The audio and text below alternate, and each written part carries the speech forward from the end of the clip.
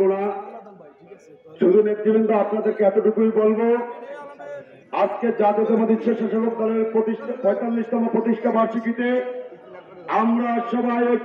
আমরা সবাই অঙ্গীকারবদ্ধ হই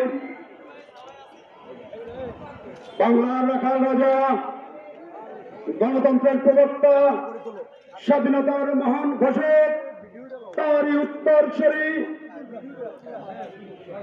বাংলাদেশের গণতন্ত্রের আর এক নায়ক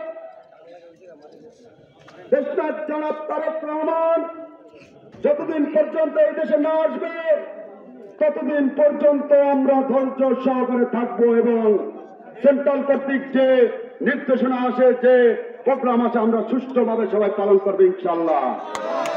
আর একটা কথা বলতে চাই,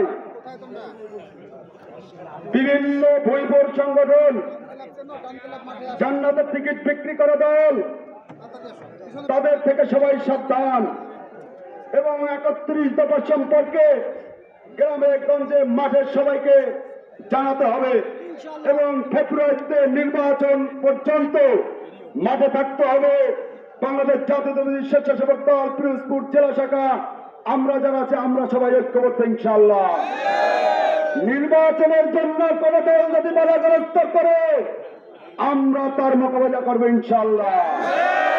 আমি আমার বক্তব্য দীর্ঘায়িত করবো। নেত্রী খালেদা জিয়া, খালেদা জিয়া, তারেক রহমান, এই